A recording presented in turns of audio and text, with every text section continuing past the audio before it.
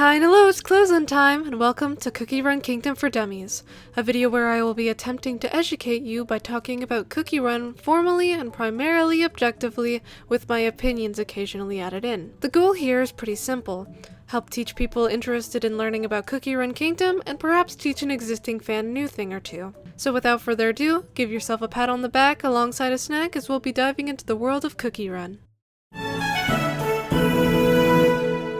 Cookie Run itself is a primarily free online mobile game franchise created by the South Korean company Dev Sisters. Oven Break, the first game in the series, is a 2D side-scrolling endless runner game released on June 15th in 2009.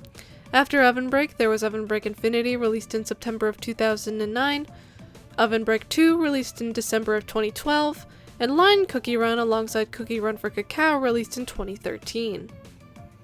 Line Cookie Run and Cookie Run for Cacao were basically the same game, the only difference being that Cookie Run for Cacao is only available in South Korea, while Line Cookie Run was globally available and supported 4 languages. Out of all the games I've listed thus far, only Cookie Run for Cacao is still available to play today, which now leads us to the game that most who enjoy the 2D side-scrolling gameplay that started Cookie Run as a whole play today: Cookie Run Oven Break, released in October of 2016.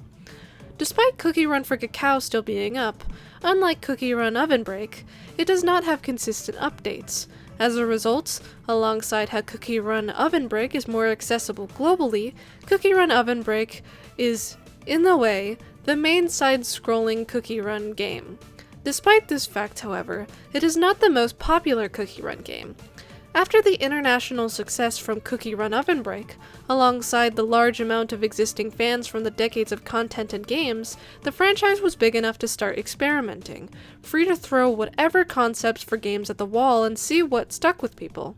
Some spin-offs didn't stick, such as Cookie Run Cookie Wars, a tower defense game released in 2018 and later shut down in 2020. But many truly did stick. The first and most prominent spin-off to do so, as well as the game we'll be talking about today, Cookie Run Kingdom, released in January of 2021 and quickly became the most popular entry in the franchise, which is quite impressive as the franchise was already insanely successful up until that point. Just to give an easy comparison, as I am writing this, Cookie Run Oven Break under the free-to-play racing game top charts on the Apple Store ranks at number 66. And as for Cookie Run Kingdom, under the free-to-play role-playing game top charts on the Apple Store, ranks at a number 11, just under Pokemon Go. Another easy comparison that can be made is from comparing the official Discord servers for Cookie Run Kingdom and Cookie Run Oven Break. The increased popularity Kingdom has is evident there too, as Cookie Run Oven Break's server has 119,000 plus members, while the Cookie Run Kingdom Discord server has almost doubled that, with 470,000 plus members. And I'm sure those numbers will be so wrong when I end up editing the video, but the point still stands. So after all this talk about how Cookie Run Kingdom is the most popular, even when compared to the primary game for what the series started out as, it's time to answer this. What captivates people so much about Cookie Run Kingdom, and how come the Cookie Run series is so beloved?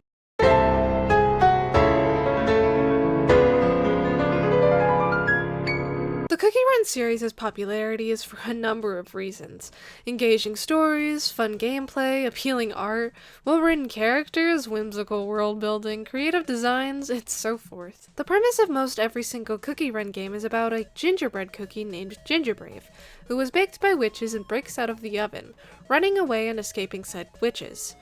Pretty much all of Cookie Run titles provide a way to collect cookies, level them up, earn currency, and include a gacha system. The majority of Cookie Run games also have a story mode in which the story is told through a visual novel format provided in between gameplay. Moving to the star of today's show, Cookie Run Kingdom specifically is a city-building RPG where you manage and customize your kingdom, earn resources, and use the gacha system to collect more cookies or even cute costumes for said cookies. Quickly, for those unaware, the word gacha in this context comes from gachapon, which refers to coin-dependent Japanese vending machines that dispense random toy prizes in capsules. In Cookie Run Kingdom specifically, you earn cookie cutters through various means to utilize the gacha, or rainbow cubes if we're talking about outfits again. Plenty of the cookies you can earn from the gacha are returning cookies from past games, allowing new fans to learn about past cookies and older fans to be happy about their favorites not being abandoned.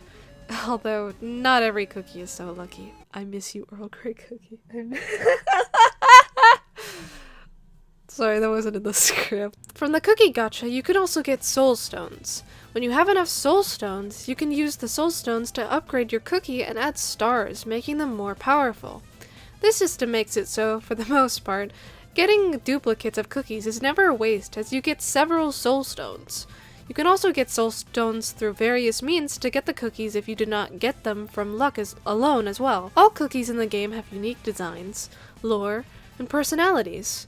Once you get a cookie, you can use them in various battle modes, see them walking around your kingdom, and increase their power either with soul stones or leveling up them in their ability. The game has more of an emphasis on team building, city building, and story than complex battle mechanics.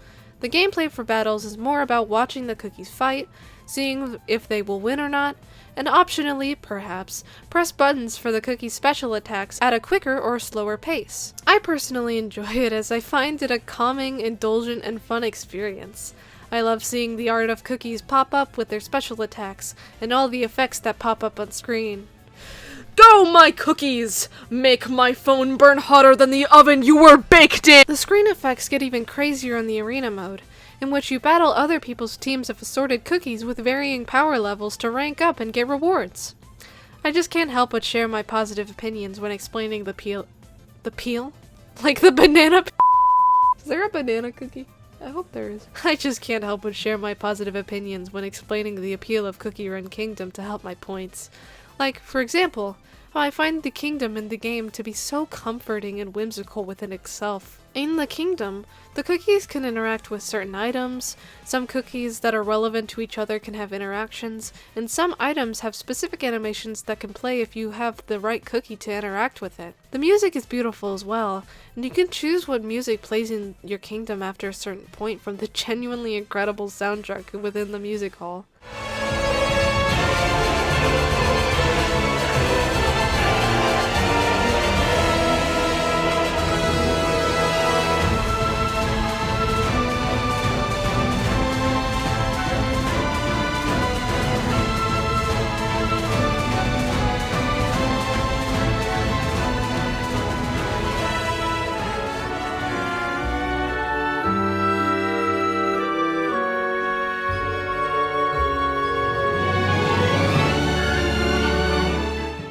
Kingdom and cookie menu. When you tap on them, the cookies also speak. All of the cookies have different dialogue that tells you about their personality or alludes to their lore. The game itself is also mostly voice acted as well, so when you tap on them, they actually speak. All cookies have a battle cry that is voice acted when they do their special attack, and there are many different voice acted languages available.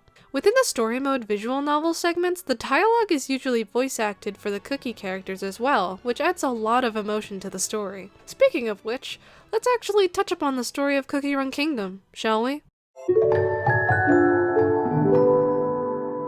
God damn, I wrote a lot for this. The Cookie Run series has a very fantasy-dependent writing style, taking advantage of the fact that since the characters are already gingerbread cookies, the intended audience is already suspending their disbelief. This lets there be a huge focus on the endless possibilities for wild yet fun concepts for the cookies and places they live. And since the game is for all ages, this creative freedom is also used to put in sincere messaging and sometimes metaphors or imagery to analyze. The fantasy at play with Cookie Run Kingdom is as prominent as any other Cookie Run entry. In Cookie Run Kingdom specifically, there are the 5 ancient heroes referred to as ancients in rarity.